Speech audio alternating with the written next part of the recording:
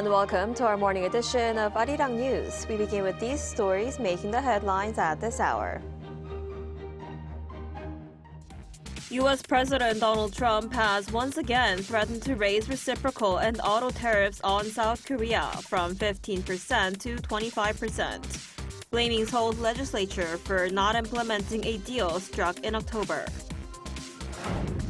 A senior Pentagon official, the Undersecretary of War for Policy, Elbridge Colby, is currently in South Korea to discuss defense cooperation with Korean officials, including the nuclear power submarine program.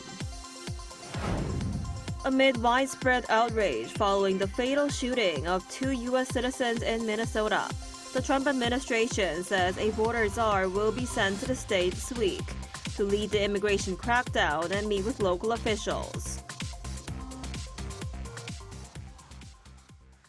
We begin this morning with U.S. President Donald Trump's surprise announcement to raise tariffs on South Korea from the negotiated 15% to 25%. Our Blue House correspondent Song Yoo-jin is on the line with the latest. Yoo-jin, what exactly did President Trump have to say? Well, indeed, President Trump posted on Truth Social just a few hours ago that he would, quote, raise South Korean tariffs on autos, lumber, pharma, and all other reciprocal tariffs from 15% to 25%. He said the move was prompted by what he described as the South Korean legislature's failure to enact the trade agreement reached last year between him and President Lee Jae-myung. Now, the Blue House said this morning that it has yet to receive any official notification or detailed explanation from the U.S. government. However, Eun-ji, as you may recall, under last year's trade deal, in exchange for Washington lowering tariffs to 15% on South Korean imports, including automobiles and auto parts, South Korea's key export item, Seoul pledged to invest a total of $350 billion in U.S. industries. To provide a legal basis for managing that investment pledge, the ruling Democratic Party submitted a bill last year titled the Special Act on the Management of Strategic Investment between South Korea and the United States. The bill calls for the creation of a temporary Korea-U.S. Strategic Investment Corporation and a dedicated fund to oversee the investments. Now, that bill is currently pending review by relevant standing committees at the National Assembly. So basically, it needs to go through that review before it can be voted at the legislature. Right. And Yoo-jin, what's been the response from the Blue House so far? So the Blue House said that Policy Chief Kim Yong-bum will be presiding over a response meeting involving multiple government ministries and that it will begin at around 10 a.m. this morning. So highly likely that the meeting is underway. It also said that Industry Minister Kim Jong-kwan will travel to the U.S. as soon as possible to discuss the matter with Commerce Secretary Howard Lutnick. I want to remind you that the two were the main negotiators during last year's South Korea-U.S. trade talks. Now, Minister Kim is currently in Canada as part of South Korea's delegation bidding for a $1 billion submarine contract. Bunji? I see. All right. Thank you for the update, Yoo-jin. Meanwhile, the U.S. Undersecretary of Defense for Policy, Elbridge Colby, is currently visiting South Korea, having had talks with key South Korean security officials, including the foreign and defense ministers. Kim Bo-kyung tells us more. Elbridge Colby, U.S. Undersecretary of Defense for Policy, met with South Korean officials on Monday to discuss key issues regarding the ROK-U.S. alliance. According to the Foreign Ministry, Colby had a meeting with Minister Cho Hyun, expressing appreciation for South Korea's commitment as a model ally to playing a leading role in the defense of the Korean Peninsula by strengthening its own defense capabilities. He added that the Department of War will actively play its part to ensure that key agreements reached during the two ROK-U.S. summits that took place last year are swiftly implemented. Minister Cho, while agreeing that last year's summits achieved significant results by setting a mutually beneficial and forward-looking direction, underlined that the cooperation on nuclear-powered submarines would enhance South Korea's deterrence capabilities and contribute to the alliance as a whole. Following the meeting with National Security Advisor Ri Sung-rak, Colby held talks with Defense Minister An Kyu-baek on the same day.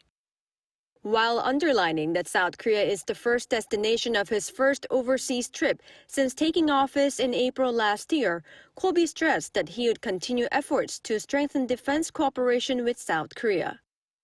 Both agreed that South Korea's nuclear-powered submarine program would boost the military's leading role in the defense of the peninsula while serving as an important milestone in elevating the ROK-US alliance, and that the two sides would maintain close coordination. Minister An further stressed the importance of the transfer of wartime operational control to realize a South Korean-led defense posture and called for enhanced cooperation. Meanwhile, during his speech at a forum at the Sejong Institute, Colby said that President Lee Jae-myung's decision to increase defense spending and to assume greater responsibility for the country's conventional defense reflects a clear-eyed and sage understanding of how to address the security environment.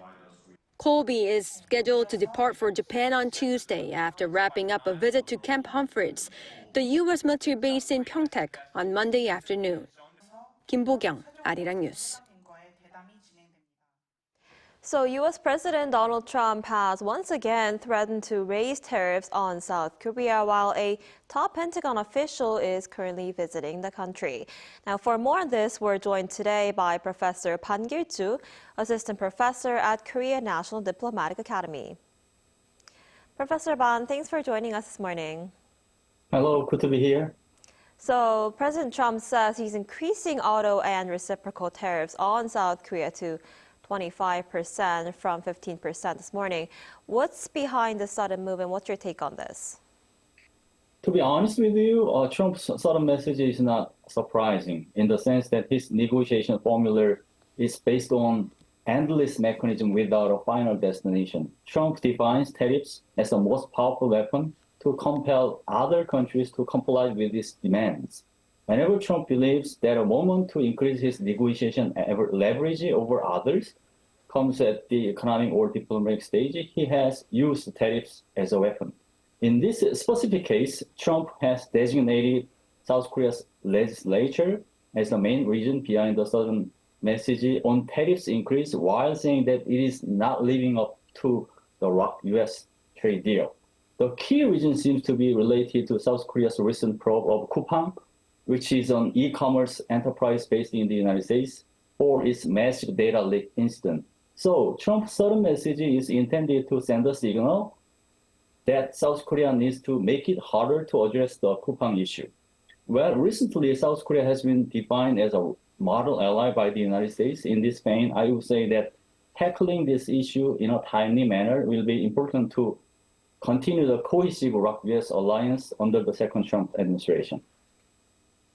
I see. And meanwhile, a senior Pentagon official, the Undersecretary of War for Policy, Elbridge Colby, is currently visiting South Korea to discuss cooperation with Korean officials. The Foreign Ministry says Colby expressed appreciation for South Korea's commitment to playing a leading role in defending the Korean Peninsula by strengthening its own defense capabilities. Does this mean the United States is moving further away from a North Korea-focused approach? Well, Undersecretary Colby seems to highlight the division of labor for security on the Korean Peninsula between South Korea and the United States, which means that South Korea serves as a major player to counter North Korea's conventional threats, and the United States focuses more on providing extended deterrence to South Korea under the concept of the NCG, Nuclear Consultative Group. Another reason why Colby praises South Korea as a model ally is that South Korea committed to increasing its military budget to 3.5% of its GDP, as he noted in his speech at the Sejong Institute yesterday. The former is related to South Korea's willingness to be more responsible for security on the Korean Peninsula, whereas the latter is linked to Seoul's material commitment and acquisition of cutting-edge weapons. In particular, South Korea's enhanced role is linked to the planned transfer of wartime operational control from the United States to South Korea. In more detail, under this plan, the highest commander in the future Combined Forces Command is expected to shift from an American general to a South Korean general. Upgrading South Korea's self-defense capacity is not only required, but also advantageous when changing international environments are taken into consideration. But at the same time, honestly, the division of labor makes Washington's policy interest move further away from North Korea. Furthermore, the United States could pay much less attention to the key objective of the alliance on North Korea's policy, which is the denuclearization of North Korea. If that happens indeed, it could send North Korea a misguided signal. With this in mind, South Korea needs to step up its policy collaboration with the United States so that South Korea and the United States can be harmonized with the goal of denuclearize North Korea, and a strong American commitment to its provision of extended deterrence can be guaranteed. I see. And Colby also discussed a nuclear submarine program with Korean officials here. And talks have been underway between, the two sides after Trump granted approval for Korea to build a nuclear power submarine last year. How do you think discussions on this issue will unfold going forward? Well, the joint fact sheet followed by the ROK-US summit talks clearly notes that the United States will cooperate with South Korea for the nuclear-powered attack submarine program. Now is the time to move this task forward to the working level. So, South Korea initiated the pan-governmental task force for the nuclear-powered submarine program. In this situation, since Undersecretary Colby discussed this issue, the United States is expected to be more specific on how to collaborate. For instance, by clarifying organizations on the American side, South Korea and the United States can collaborate more intensively for the advancement of this submarine program. But at the same time, other agencies such as the Department of State and the Department of Energy, beyond the Department of War, needs to be supportive and cooperative for this submarine program.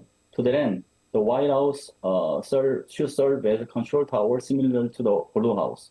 Meanwhile, since the groupthink on non-proliferation remains vigilant in U.S. agencies, South Korea should put more efforts for both governmental diplomacy and public diplomacy so that South Korea can show its strong commitment to non-proliferation in the process of acquiring nuclear-powered submarines. In addition, South Korea needs to bolster its diplomacy with the U.S. Congress in an effort to grapple with possible legal issues. Despite this affirmations quagmire, Colby's positive stance to support South Korea's nuclear-powered submarines is a favorable sign of the more consolidated cooperation between South Korea and the United States. All right, and turning back to the U.S. defense strategy, the newly released Pentagon policy paper, the NDS, does not mention the denuclearization of the Korean Peninsula. Does this suggest a shift in the Trump administration's policy toward North Korea? Well, your question comes down to what makes Washington less interested in the denuclearization of North Korea. Two drivers draw attention. First, America's grand strategy. Second, North Korea's nuclear armament status. First of all, the NDS shows how shifting the United States is its grand strategy in an aim to first tackle the changing international environments, and second, to fulfill its mega dream. To be more precise, the second Trump administration has determined to convert its strategic gravity from hegemony to a sphere of influence, as opposed to the hegemonic strategy, which covers all geopolitical domains, including the Korean Peninsula. The sphere of influence strategy pays lopsided attention to the Western Hemisphere. This Western Hemisphere-oriented strategy compels Washington to stay away from the denuclearization of the Korean Peninsula due to, first, a lack of resources, and second, a lack of profitable gains in dealing with North Korean issues from the standpoint of refigured American grand strategy. Second, North Korea's enhancement of its nuclear program encouraged Washington to shift its policy stance from denuclearizing North Korea to reducing nuclear threats by North Korea. That explains why the second Trump administration calls North Korea a nuclear power quite a number of times. In this regard, it is true that denuclearizing North Korea becomes much harder than before. This means that the ROK-US alliance and the trilateral cooperation between Seoul, Washington, and Tokyo have become more important because these two platforms could be the only architectures for making the United States engage in the denuclearization of North Korea. Meanwhile, interestingly enough, the 2026 NDS shows that the United States has less interest in not only the Korean Peninsula, but also the Indo-Pacific region as a whole, in the sense that the United States defines China as a country for negotiation rather than a military enemy to be defeated by the United States in the possible contingency.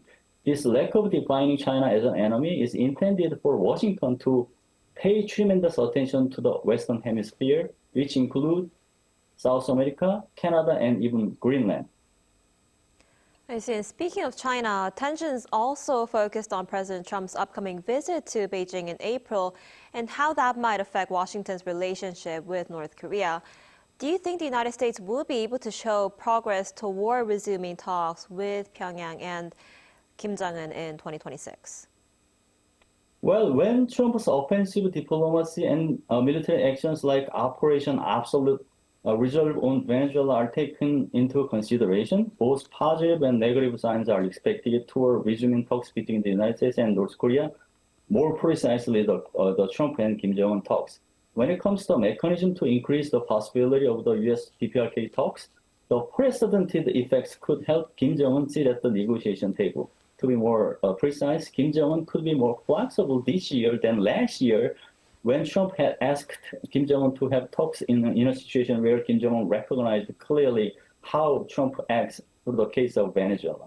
Moreover, Kim Jong-un could think that this time served as a golden opportunity for North Korea to be officially recognized as a nuclear-armed state because the NDS does not know the denuclearization of North Korea. But at the same time, Trump's offensive posture could encourage Kim Jong-un to choose the strategy of an eye for an eye and a tooth for a tooth first, because it helps increase its leverage over the United States, and second, because Kim Jong-un's stern attitude not to comply with Trump's demand makes the domestic audience to rally together against the United States, which helps the Kim regime grip its political power more strongly.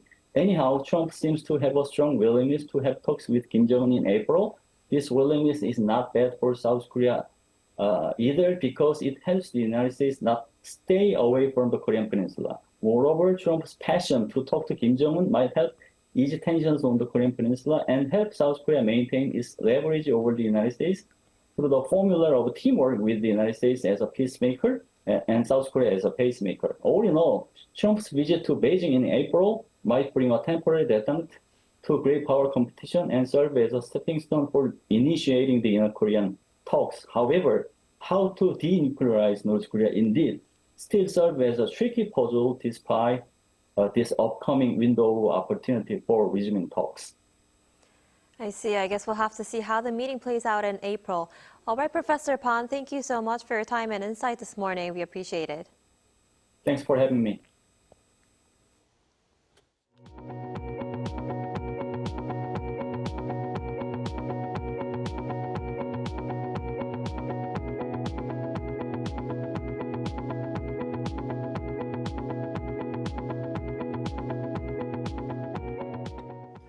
Former South Korea's Prime Minister Lee Hae-chan, who died while visiting Vietnam, will be honored with a 5-day funeral combining social and institutional services. Lee, a senior vice president of the Peaceful Unification Advisory Council, died Sunday after suffering cardiac arrest at a hospital in Ho Chi Minh City. The funeral, jointly hosted by the council and the ruling Democratic Party, will run from Tuesday to Saturday. His body arrived at Incheon International Airport this morning. Officials said the extended funeral reflects Lee's contributions to public life, exceeding South Korea's typical 3-day service. In the United States, as public outrage continues to grow in Minneapolis following the shootings of 2 U.S. citizens by federal forces, President Donald Trump says he will be sending his border czar to the city. Protests have been intensifying across the area, with witness accounts of a fatal shooting contradicting the Trump administration's official narrative. Our An Sung-jin has the details. U.S. President Donald Trump stated that he will dispatch White House border czar Tom Homan to Minnesota. This comes as tensions escalate following the killing of 2 people during protests against federal immigration raids. On his social media Truth Social on Monday, Trump wrote that he will be sending Homan to Minnesota, adding that he knows and likes many of the people there, and that he will report directly to Trump himself. Homan oversees border security and immigration enforcement.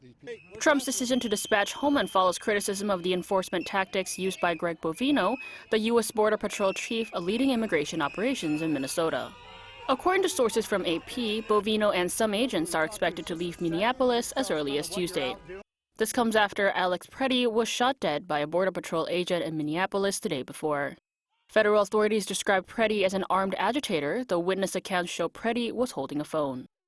Nobody in the White House, including President Trump, wants to see people getting hurt or killed in America's streets.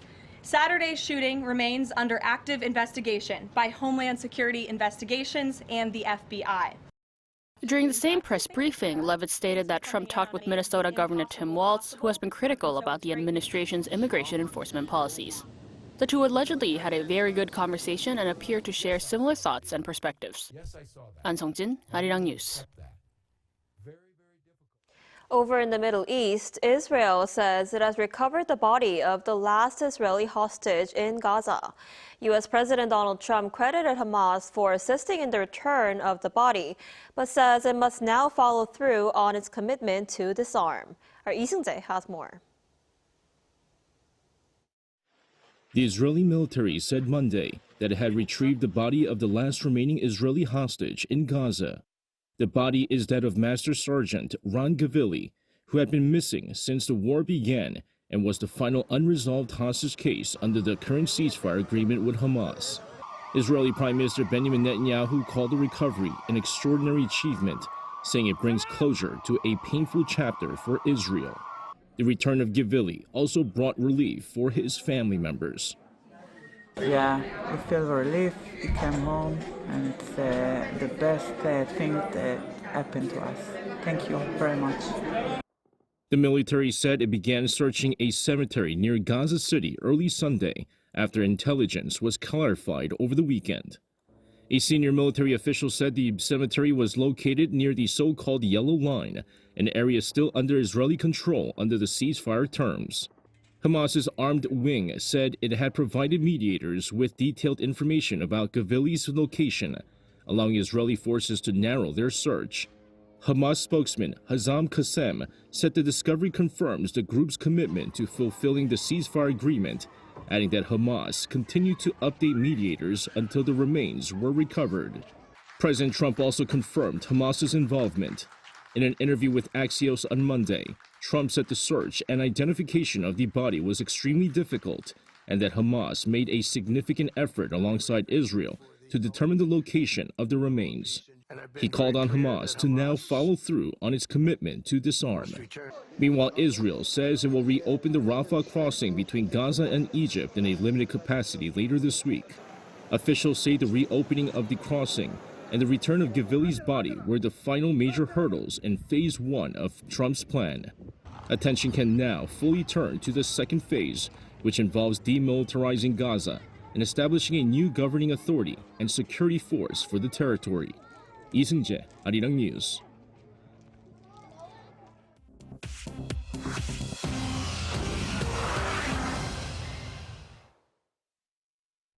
Good morning, I'm Chu Ji-hyun, and this is The World Now.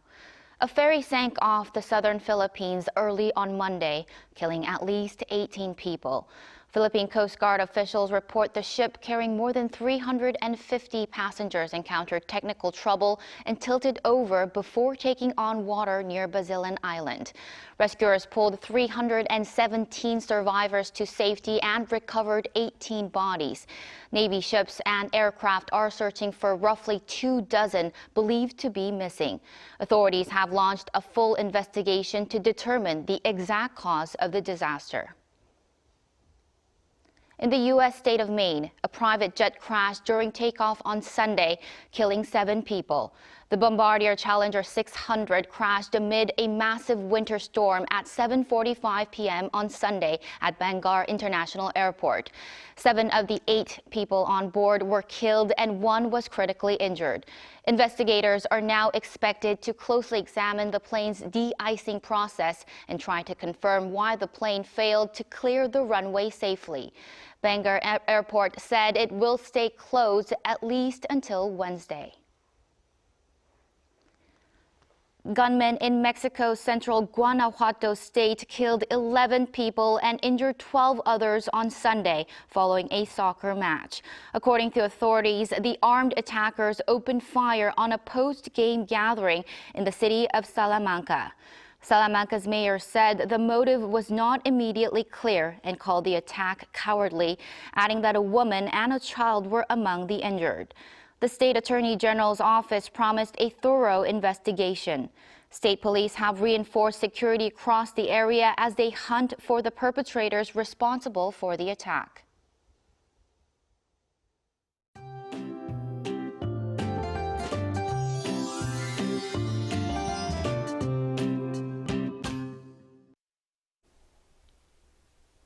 Cold air from the north is keeping winter firmly in place. The cold stretch is lingering longer than we'd like. Well, it's not as harsh as last week, but it will still be very cold, especially across the central regions.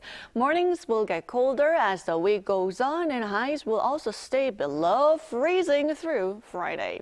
At the same time, eastern regions are seeing no improvement in the dryness in the air. Parts of Seoul are also under a dry weather advisory, and with strong winds continuing day after day, it's raising wildfire concerns. Please manage any fire sources carefully and stay alert. And as winds pick up, it's going to feel colder than yesterday afternoon. Seoul will be getting up to just -2 degrees Celsius, Daegu topping out at 5 degrees under sunny skies in most parts of Korea. Temperatures should return to season norms over the weekend, and next week we'll finally get a break from the deep winter chill. Now that's all we have for this morning. Arirang News will be back at noon Korea time. Thanks for watching.